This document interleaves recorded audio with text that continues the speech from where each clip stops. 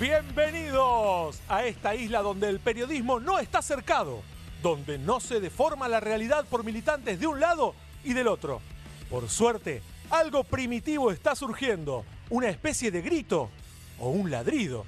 Cuidado, perro que ladra también puede morder. En la calle, donde las jaurías ya se están encontrando, o adentro, o sea, digamos, desde el canil.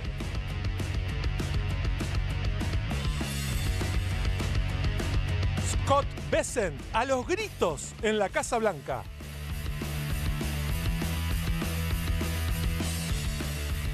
Una comitiva costosa llegó a Roma. El Consejo del Salario se reúne antes del 1 de mayo. Lilia Lemoyne se anota para primera dama. Buenas tardes, otra tarde llena de información acá en Desde el Canil, en Bravo TV. Ya tenemos un montón de información. Empezamos directamente con Cecilia Del Innocenti. Scott Bessent, el influencer de Luis Caputo, a los gritos en la Casa Blanca. El secretario del Tesoro de Estados Unidos, que viajó a la Argentina recientemente, todos recordamos, ¿no?, esta figura central para el gobierno argentino en relación a las negociaciones con el Fondo Monetario Internacional. Bueno, ahora hizo lo suyo, pero como miembro del gabinete de Donald Trump. Ustedes saben que Donald Trump eligió a dedo ciertos funcionarios que no se llevan bien entre sí, entre ellos Bessent, pero también Elon Musk, el magnate, el hombre más millonario del mundo, que no deja de provocarle dolores de cabeza al presidente de Estados Unidos. En este caso por una escena muy particular, cuyo video no trascendió, pero sí escaló a las principales portadas de todos los medios de Estados Unidos, que tiene que ver una pelea a tono muy alto que tuvieron Bessent y Elon Musk por un nombramiento clave del gabinete de Donald Trump. Sabemos que el gobierno republicano se acerca a los 100 días de gobierno y al igual que en todos los presidencialismos, los primeros 100 días son clave y todos se quieren anotar un voto a favor. Estas dos figuras no quieren ser la excepción, pero lo que encendió la chispa entre los dos fue un nombramiento, en este caso del IRS, que es el organismo en Estados Unidos, lo que sería acá la FIP o ARCA ahora, que se encarga de hacer cumplir la ley tributaria y de la recaudación federal.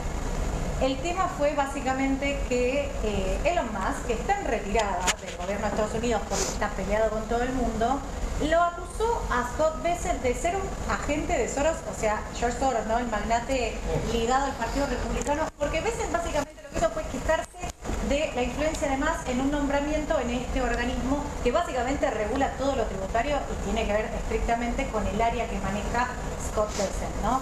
Bueno, los insultos, o sea, eso fue el menor porque directamente Scott Bessent le dijo ándate a la M, inglés obviamente, y los gritos llegaron a tal nivel que la propia Giorgia Meloni, la primera ministra de Italia, que estaba de visita en la Casa Blanca, se horrorizó, digamos, ahora es italiana, tampoco creo que se haya horrorizado tanto por un insulto, pero ese es el estado en el que está el gabinete de la primera potencia militar del mundo, que además está, como sabemos, enmarcada en su guerra arancelaria.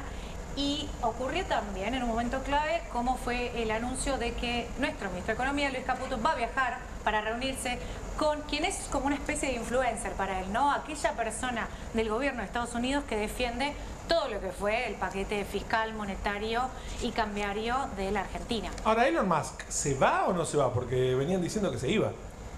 Elon Musk aparentemente va primero a reducir significativamente su presencia en el gabinete. Recordemos que él es el titular de lo que sería como una especie de dirección o departamento de eficiencia administrativa, lo que sería para nosotros Sturzenegger. Claro. De hecho, se han reunido, se han conocido. Y él es el encargado de implementar la motosierra trumpista. Pero Musk lo que tiene, ustedes saben que tiene ciertas como partes de su personalidad que no le agradan y además tiene formas de comunicar a través de X, ¿no?, la red social de la que es dueño, que enojan incluso a los más combativos dentro del gobierno. O sea, tiene esta manera de hacer política. De hecho, con Scott Bessent primero se pelea por Twitter cuando estaban en la Casa Blanca. O sea, entonces es una figura muy resentida del gabinete y está en retirada, por lo que hay que ver qué pasa en los próximos días en función de esta influencia que tienen estos dos magnates, que incluso hasta dijeron que, testigos del hecho, dijeron que se pelearon como una especie de lucha libre. O sea, casi se fueron a las manos, no sucedió, pero esta impronta además es muy resentida en el gobierno. Hay un dato muy interesante que vos señalabas y en esta comparación, ¿no? La relación Caputo-Essen, ¿sí? Que quedó muy bien explicitada en la visita en la Argentina, en esa relación. Y si bien Javier Milei dice que es amigo de Elon Musk, en Estados Unidos es Federico Sturzenegger, ¿no? Este dúo que vino forzando hasta el momento una muy buena sintonía dentro del gobierno, en donde todo el mundo habla de, en realidad, los roces. Yo tengo conocimiento de cómo muchas veces intentan separar, ¿no? No me pongas una foto tan cercana a cosas que hace Caputo porque yo me quiero despegar de eso, dice Sturzenegger. Digo, casi que podríamos tener un paralelo entre lo que pasa acá en la Argentina y lo que está pasando en Estados Unidos. Es bastante divertida esa historia que estás contando también. Totalmente, y obedece también a este cambio de época, me parece, Aria, con todo lo que tiene que ver con figuras contrapuestas, porque a fin de cuentas son figuras sumamente importantes para el Ejecutivo, pero por otro lado también tienen que responder a ciertas demandas, en este caso presupuestarias, porque Scott Bessent también tiene que hacer cumplir ciertos presupuestos, o al revés, le había pedido a Elon Musk que cumpla con sus promesas de recortes presupuestarios que Musk no hizo. Entonces, y esto se puede interpretar a nivel local también, porque vieron que a veces lo que pasa en Estados Unidos después se replica en Argentina y a la inversa, con Milei, pero este es el punto. ¿Cómo dos ejes de poder dentro de un mismo gabinete te pueden socavar, en este caso, la credibilidad del gobierno de Trump? Y vamos a Franco Lindner ahora porque tenemos el carpetazo del Papa Francisco contra Milei. Así es, Edu. Vos sabés que unos meses antes de su fallecimiento, allá por septiembre del año pasado, el Papa Francisco le tiró un carpetazo por la cabeza al presidente Milei. Una denuncia gravísima en la que hablaba de coima, sí. Decía que un empresario internacional estaba en tratativas con un ministro del gobierno argentino, del gobierno de Milei, y para que le aprobara un proyecto de inversión, el ministro, a la segunda vez que lo veía este empresario, le dice, ¿y para nosotros cuánto? La coima, dice Bergoglio. Tenemos el video ahí, no sé si lo podemos ver. Sí, ahí lo vamos a ver, el video del Papa diciendo esto. Mi abuela nos repetía siempre, estén atentos, que el diablo entra por los bolsillos. Que el diablo entra por los bolsillos, siempre. Que una coima aquí, que una cosa allá, y tenemos por los bolsillos.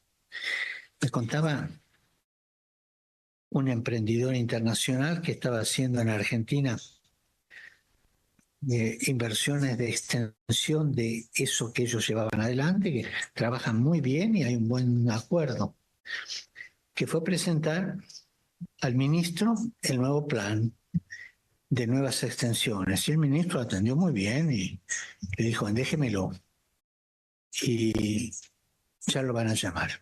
Al día siguiente lo llamó el secretario del ministro y le dijo, mire, usted dentro de 2 días puede pasar, así ya le entregamos el permiso y todo.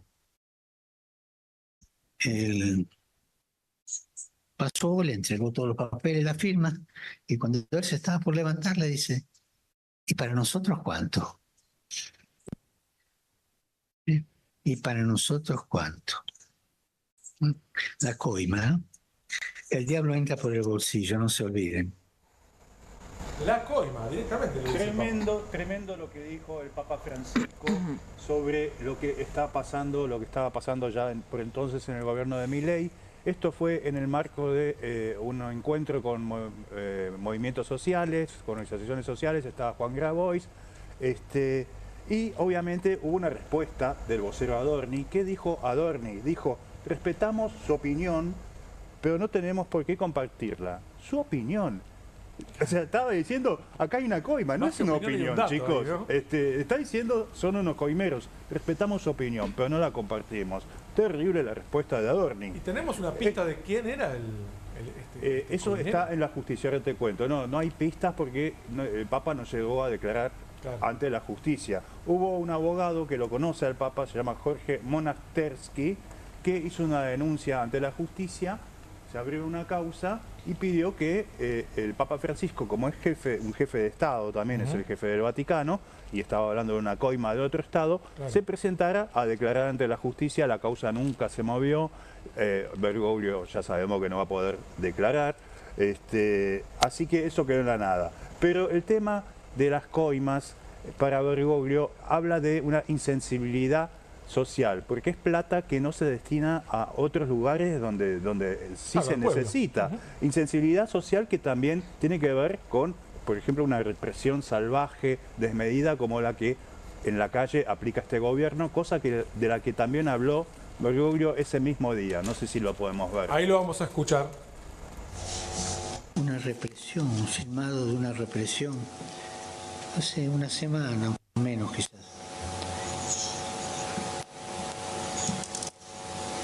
Obreros, gente que pedía por sus derechos en la calle.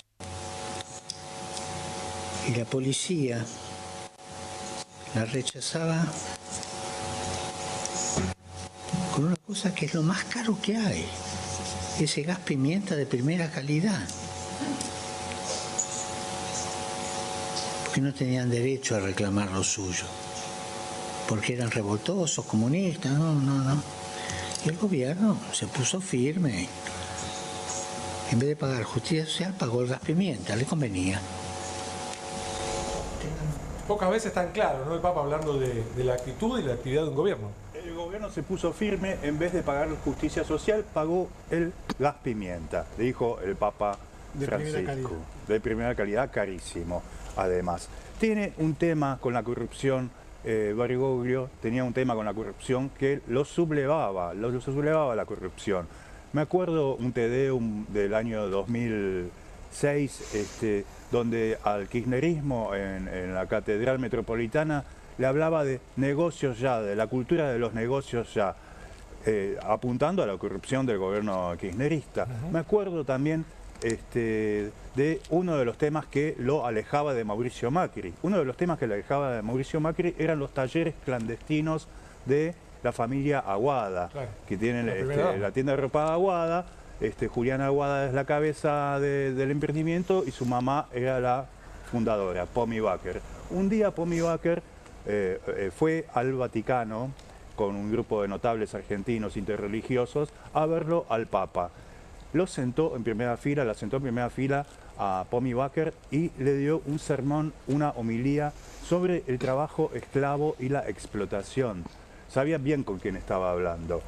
Así que hay una cosa además en este Papa que lo aleja tanto de estos temas de coimas y corrupción, que es la austeridad, el culto de la austeridad que hace. Vos fijate que es el primer Papa que intentó transparentar los manejos del Banco Vaticano, es un Papa que vivió lo más lejos posible del lujo, y además es un Papa que renunció a su sueldo. Le hubiera correspondido ganar 340.000 euros al año, un sueldazo.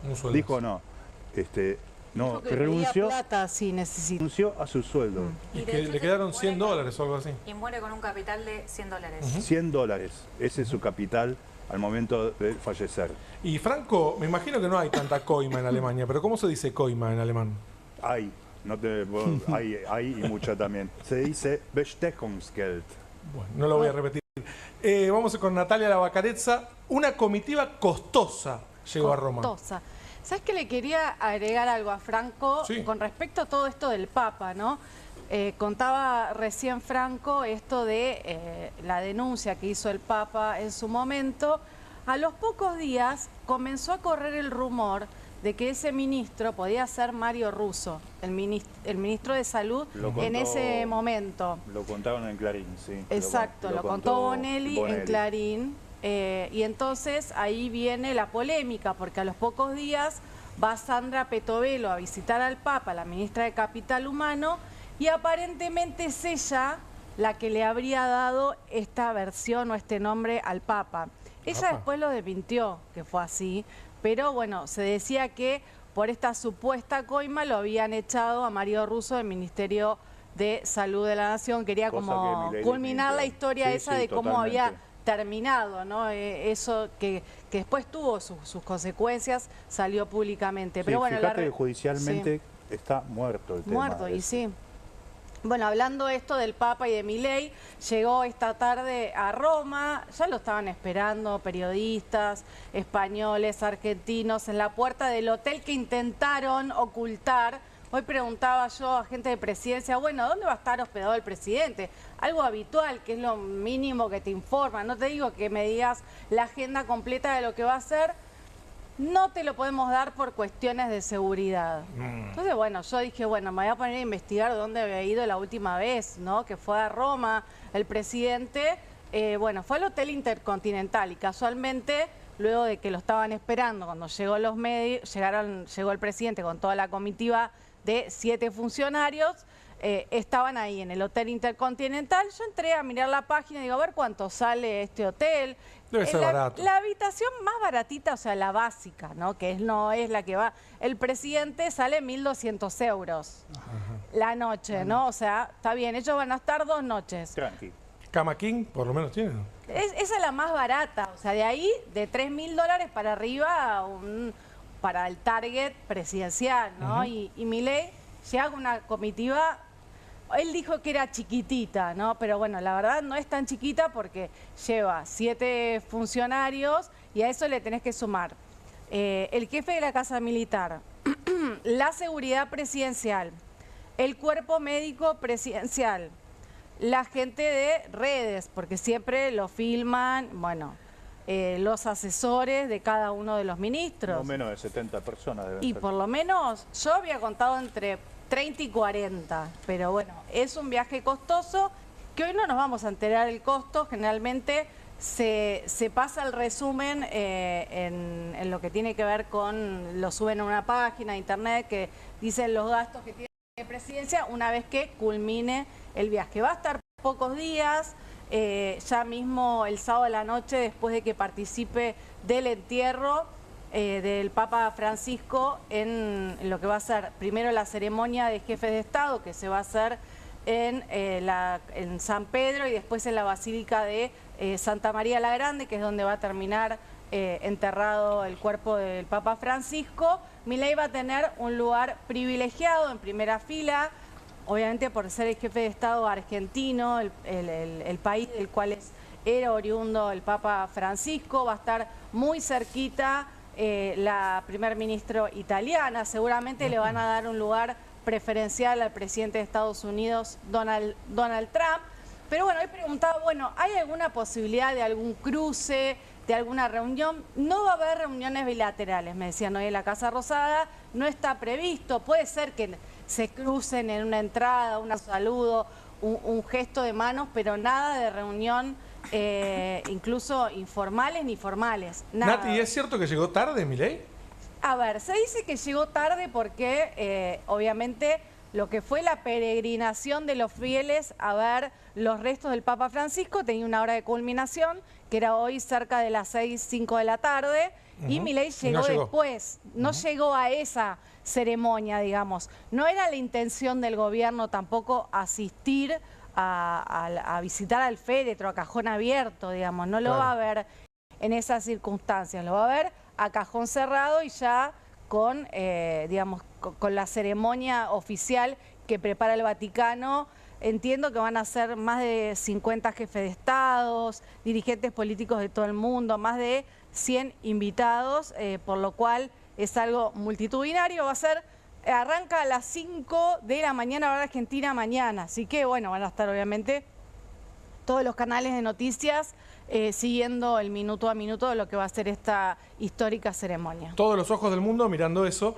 Y Ariel Maciel nos trae que el Consejo del Salario se reúne antes del Día del Trabajador para actualizar el salario mínimo vital y móvil. 30 de abril es la fecha que convocó el gobierno a los empresarios y a los sindicatos para la reunión del Consejo del Salario para poder establecer un salario mínimo vital y móvil acorde a reclamos de aumentos, digamos, ¿no? De actualización. En realidad se va corriendo de manera mensual, pero cada tanto se tienen que reunir para poder fijar una nueva fórmula, básicamente porque van quedando atrasados.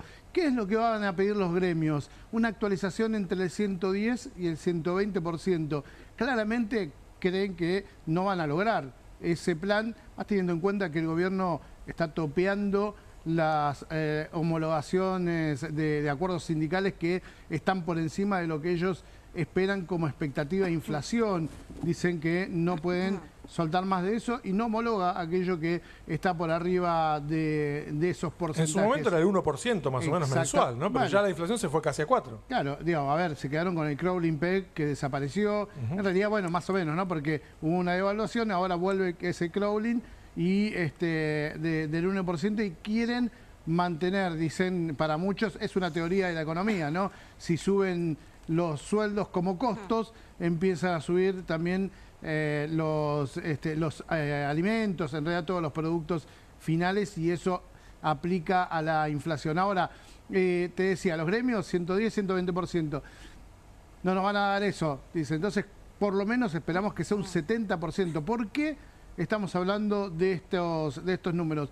Básicamente porque con un 70% lo que lograría una canasta, en realidad un salario mínimo vital y móvil, sería superar apenas la canasta básica de alimentos, o sea, no ser indigente. ¿Se entiende? Hoy, actualmente... ¿De qué número hablamos más o menos? Claro, digo, si por ejemplo, si vos empezás a mirar con atención qué está pasando hoy con este salario mínimo vital y móvil, lo que está sugiriendo en realidad es llegar a un total de unos 300.000 pesos, porque ahora es de 296.832 pesos el salario mínimo vital y móvil. ¿Sí? Eso es lo básico, digo, ¿no? Estamos hablando de miseria. Y lo que están buscando es, por lo menos, superar la canasta básica de alimentos. ¿Qué piensan los empresarios? Digo, uno pide 110, 120, negociarían en 70. ¿Cuánto crees que pueden llegar a ofrecer los empresarios? Yo te doy una pista, mira, sí. 0. Nada, ¿no? ¿Sí? Van a ir sin ningún tipo de propuesta. Van a decir, digamos, si quieren, podemos negociar el 1%, que es el que se plantea. Si quieren, podemos sumar en los meses, no mucho más del 10%. Por lo tanto, no va a haber acuerdo.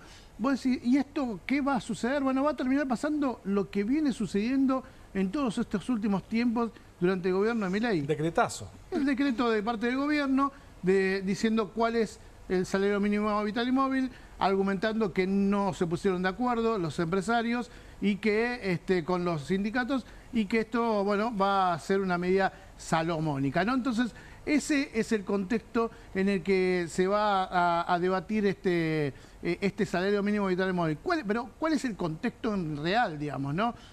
Tenemos unos que no van a proponer nada, otros que dicen que van a proponer demasiado, y el gobierno que va a partir aguas y va a seguir buscando que la inflación, el ancla de la inflación sea la caída de los salarios. ¿Cuál es el punto, el contexto que hay? Bueno, que la inflación también se baja con la importación, ¿sí? Con la importación y haciendo menos costoso el producto final. ¿Qué está pasando ahora? ¿Sabes qué? Hay un empresario que en un streaming industrial, se llama La Fábrica Podcast, es streaming, charlan, son empresarios jóvenes que hablan con empresarios mano a mano y pueden decir algo que en general no están acostumbrados a decirlo de manera pública. Y nosotros veníamos pensando, preguntando qué estaba pasando con el tema de la importación. Alguna vez acá contamos que durante el gobierno de Mauricio Macri había un funcionario de la Secretaría de Industria que les decía a los empresarios: ustedes se tienen que transformar en productores de cerveza artesanal. ¿Se acuerda que habían florecido bares de cerveza artesanal por todos lados? Y me acuerdo un empresario que presidía, estaba dentro de una cámara de calzado, decía: mi abuelo hacía parado de zapatos, mi papá hacía parado de zapatos. ¿Estás hablando en serio que me voy a poner una cervecería artesanal? Bueno, ahora el dueño de una empresa de colchones muy importante reveló que el gobierno les está diciendo casi lo mismo. No le dice ahora que se cambien de rubro. Lo que le dicen es, deja de producir acá los colchones, compralos.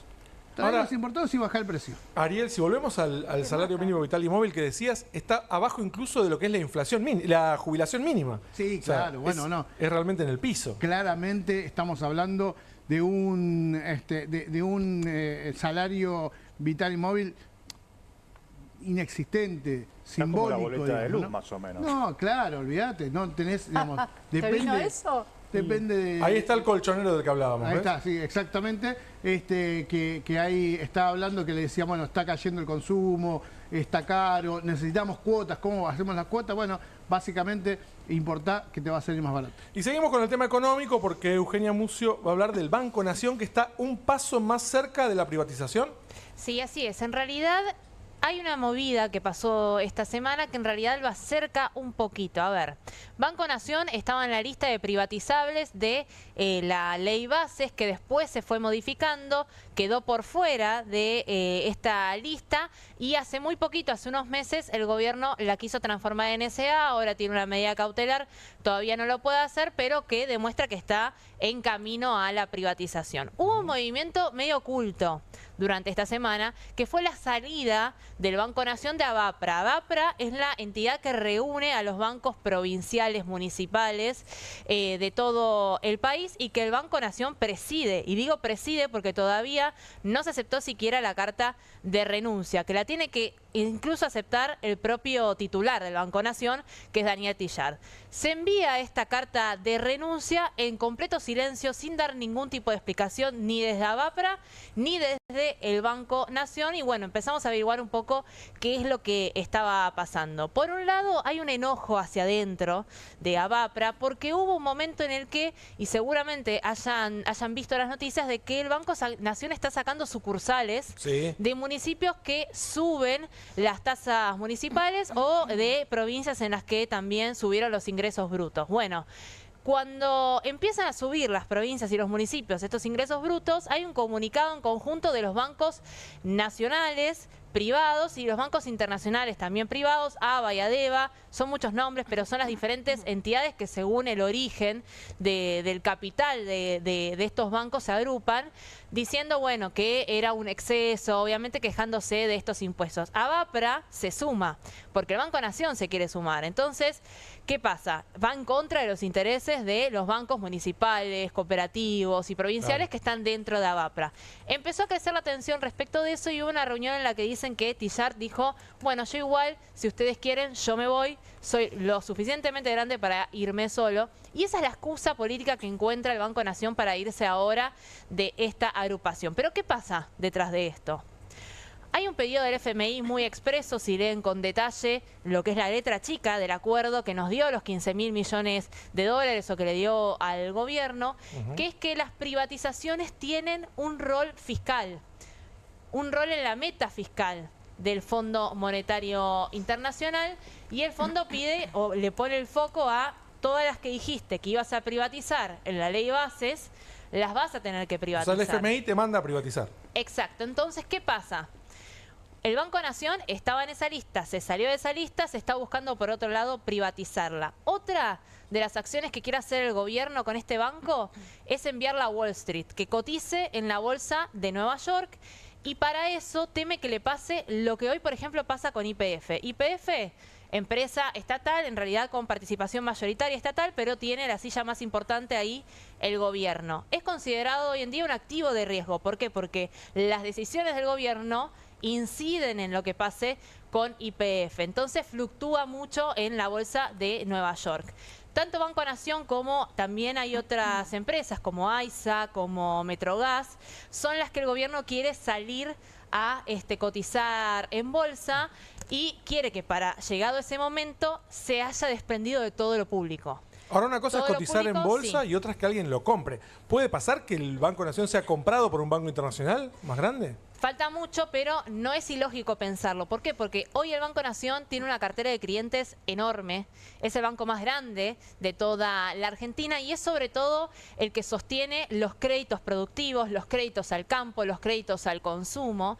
Entonces, imagínense si llega el proceso a darse para que justamente todo el capital del Banco Nación pueda llegar a ser privado, entonces va a tener que venir alguien del exterior o un banco mucho más grande a comprarlo también y comprar toda su cartera. Tenemos muchísima más información, pero ahora nos vamos a un corte para seguir en un rato con todo lo que tenemos acá en Desde el Cañín.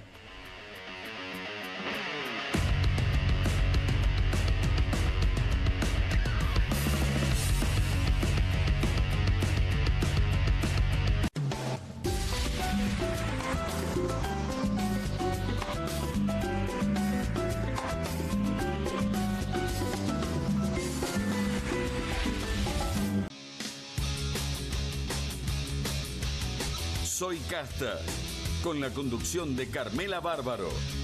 Un programa diferente de mujeres, plural y picante. Soy Casta, de lunes a viernes a las 19 por Bravo TV.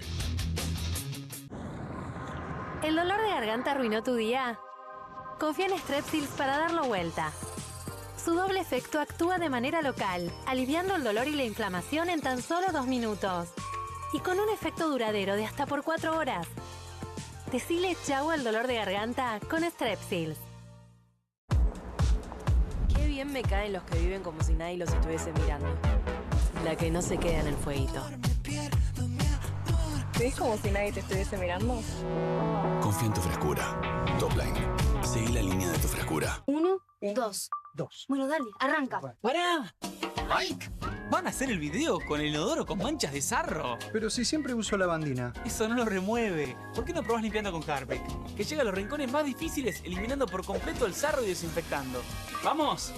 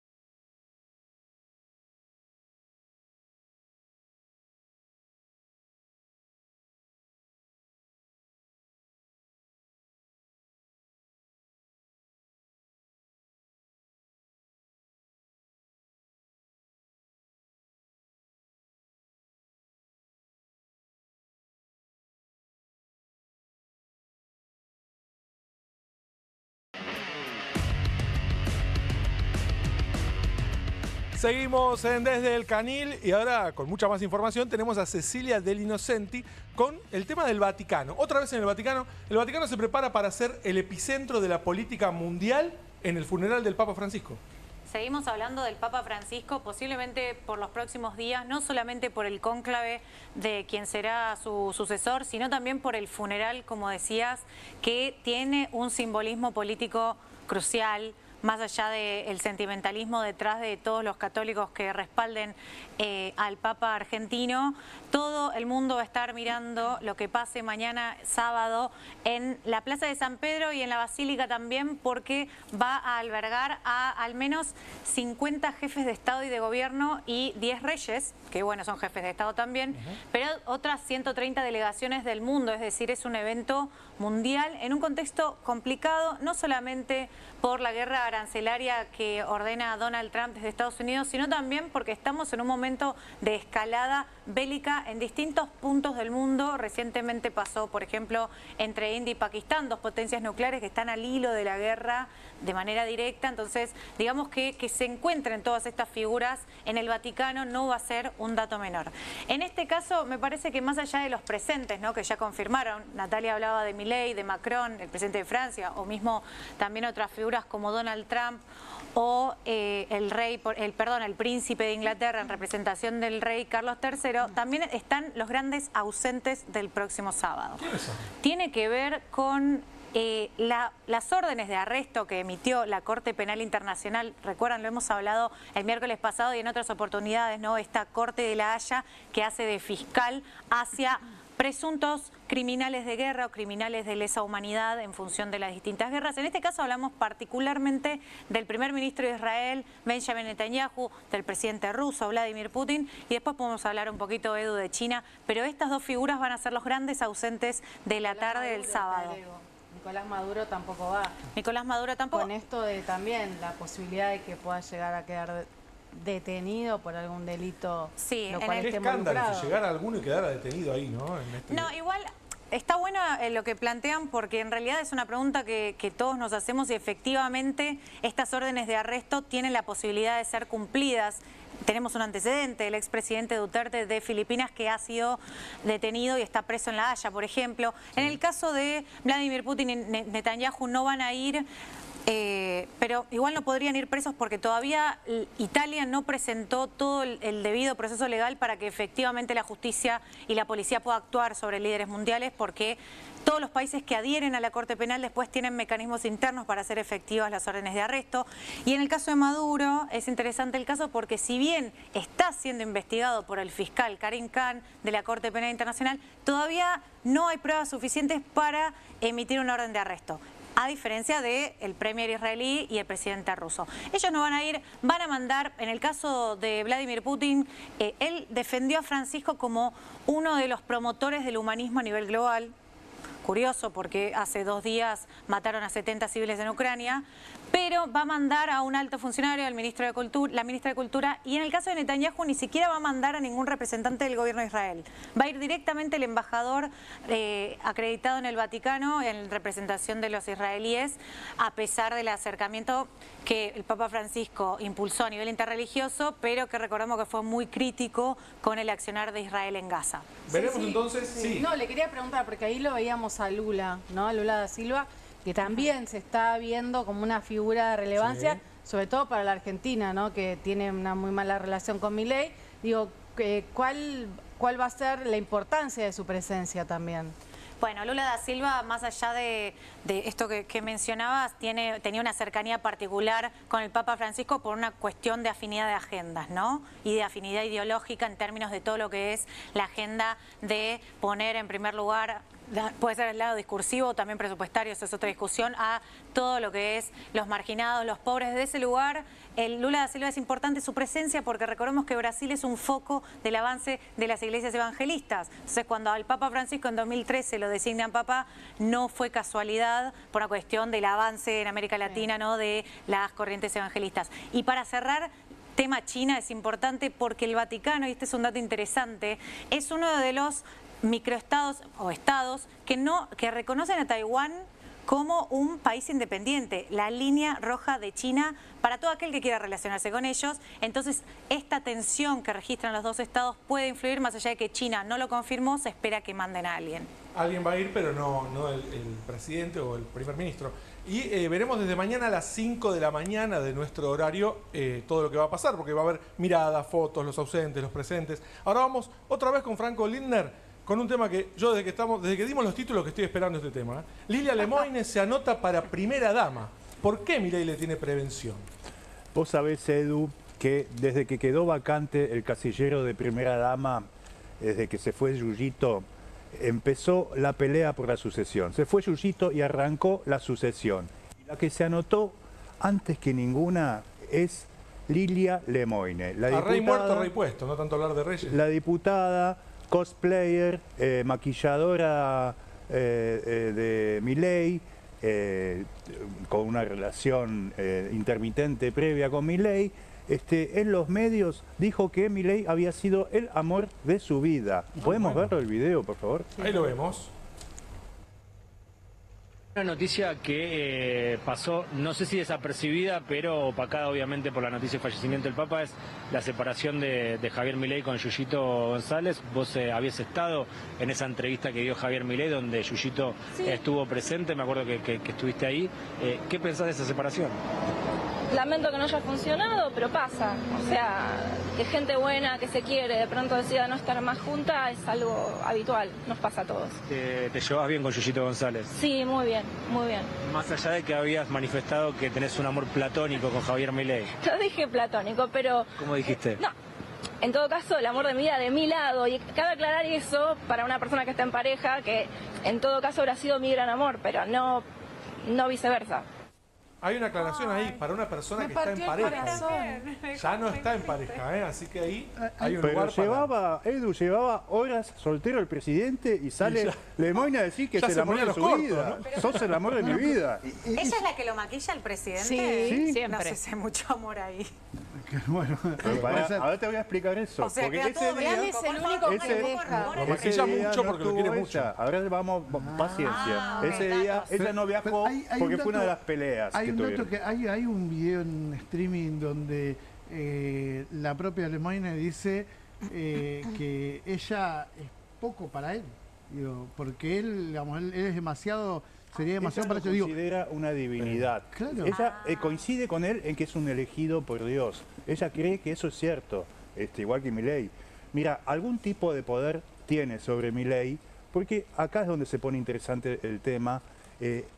Anda dando vueltas la versión insistente, muy insistente, de un video que tendría ella de él grabado en una situación un poco polémica. Tiene cara de extorsión eso, ¿no? Pero bueno. Sí. Y ella, ese video, ella niega tener ese video, pero hay fuentes con las que hablamos en la revista Noticias que lo han visto el video y a las que ella le ofreció ver ese video, anda desparramando la información de ese video por ahí. Mira, Marcela Pagano, su enemiga íntima en Diputados, no sé si ahí tenemos un tuit, si lo podemos ver en algún momento. Ahí está. En ese tuit, Marcela Pagano la acusa de grabar videos y extorsionar a los que graba. Y dice que anda vociferando en todos lados sobre el material confidencial que tiene. Está hablando del video de Milei. Claro. Ahora, ¿qué hay en ese video de Milei? Las fuentes que lo vieron cuentan lo siguiente. Ella es la que le suministraba el Somit, que es un somnífero en una época. Y él lo mezclaba con mango loco y le ponía 2 sobres de azúcar además. Somnífero y mango loco no puede ser bueno nunca. Mango loco y 2 sobres de azúcar. Y bueno, hay un video donde aparece él en un estado, en trance, tal vez sonámbulo, tal vez después del Somit, queriendo dolarizar todo. Dice, esa tele la voy a dolarizar. Este control remoto anda para la M porque no está dolarizado. Y termina hablando con Dios en ese video, según las versiones, según la gente que lo vio. Ese video es el que tiene en sus manos, el que tendría en sus manos Lilia Lemoyne. ¿Por qué guardar un video del amor de tu vida, no? Me parece que ahí... porque ese video puede derivar en no sabemos qué. O sea, hay alguien que es incondicional del presidente y conozco bien de cerca, es Lemoyne. Y es más, Yo te diría que empieces a averiguar los problemas de polleras entre Lemoine y Pagano. Acordate de esto, anótalo. Ahora, ¿no pasó nunca nada entre Lemoine y Milei entonces? ¿O Sí, no sabes? Sí, obviamente pasó. Eso ya pasó. Pasó, mirá, Porque él habla le tiene, del amor de ahí, su vida. en el título decíamos que le tiene prevención. Le tiene miedo. Te cuento esto. Cuando empezó la relación con Fátima Flores, que fue la anterior primera dama, a Lilia Lemoine le agarró un ataque de celos que dicen que le hizo llegar una carpeta a un bailarín de Fátima para que se la diera a ella, con fotos de todas las chicas. Claro. En el cierre de campaña de octubre de 2023 en el Movistar Arena, Lilia Lemoine estaba en el escenario. Milei sabía que estaba en el escenario, no quería subir por esta pelea con Fátima. Estuvo 1 hora hasta subir. En las notas periodísticas se decía que había sido un problema de logística. No, estaba Lemoine en el escenario y él no quería subir. Santiago Caputo lo convenció de subir, no podemos esperar más.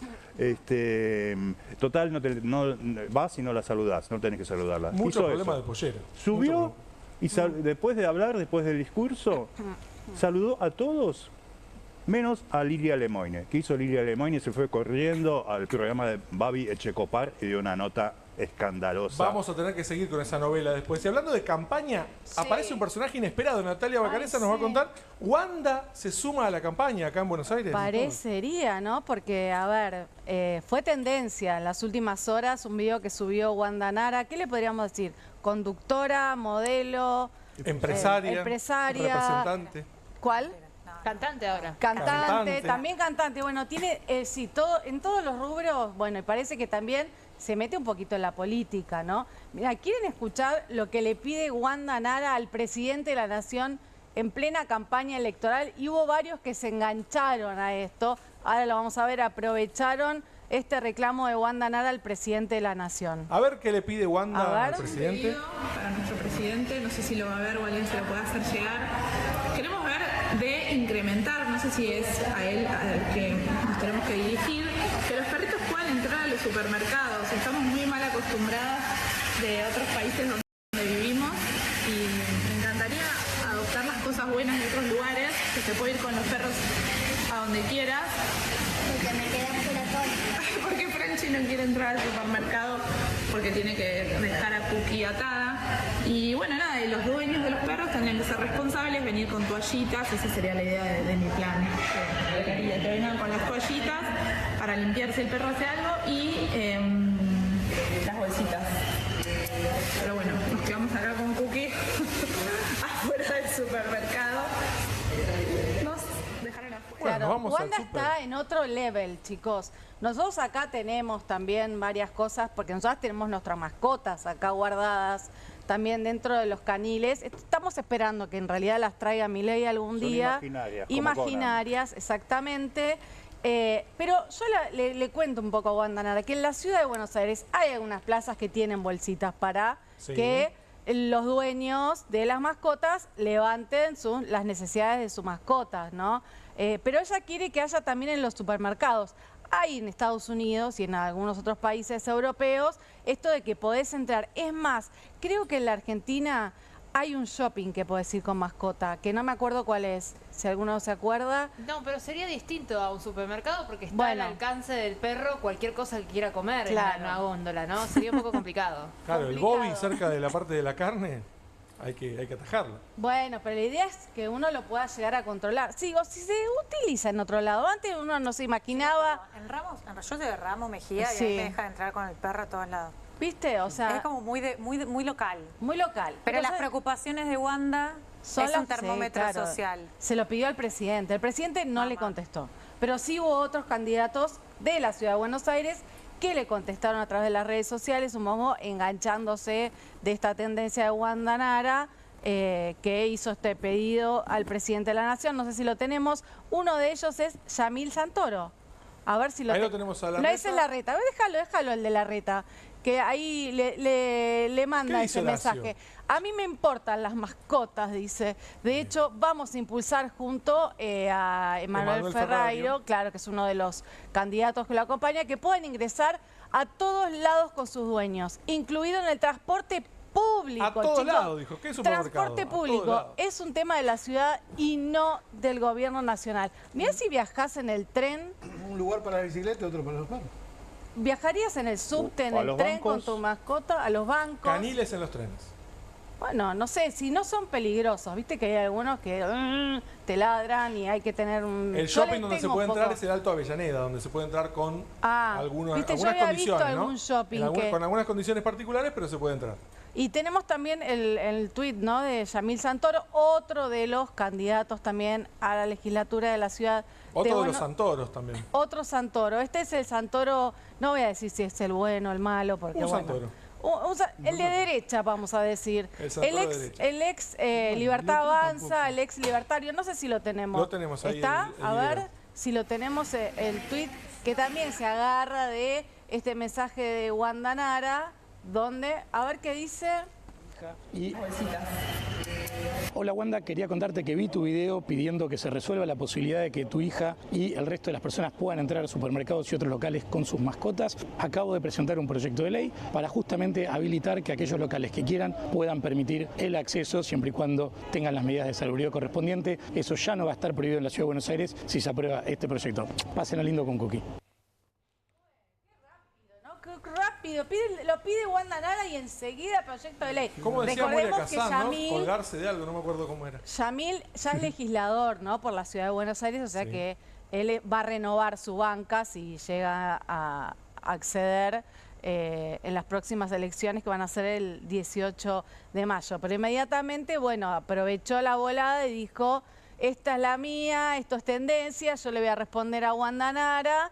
¿Y qué me preguntabas recién vos? No, digo que aparte se lo criticaba a Larreta por hablar de mascotas y por hablar de dueños, ¿no? Porque los que tienen amigos de cuatro patas, como dicen ellos, o los que piensan en no son dueños porque no son cosas. Los amigos de cuatro patas son los de Milei, ya te digo. Los de Milei. Son los pero hijos, no los veo, no están. los hijes de Milei. Así que bueno, nosotros vamos a seguir todo lo que tenga que ver con animales y campaña y gobierno, y lo vamos a seguir acá.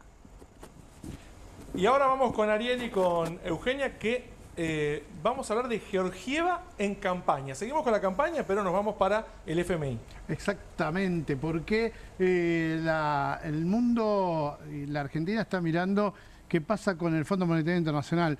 Sí, ya llegaron los 15.000 millones de dólares, ya están en el Banco Central, pero como te contaba Eugenia hace un rato, hay algunos condicionamientos.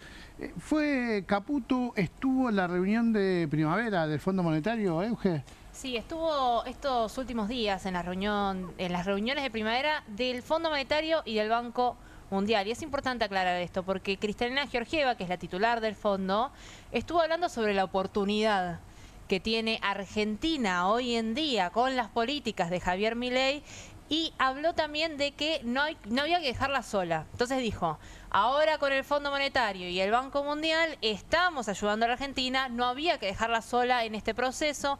Nombra algunos sectores estratégicos para Argentina, como son la minería, el agro, la energía, todos los sectores que están incluidos incluso en el RIGI, ¿no? Lo que nos da también a pensar de que estaba preparándose el acuerdo con el fondo cuando el gobierno hizo el régimen de grandes inversiones. Pero lo cierto es que dio un espaldarazo muy grande a la Argentina y Caputo se está yendo, en realidad todavía no, porque tiene la reunión con Scott Bessent.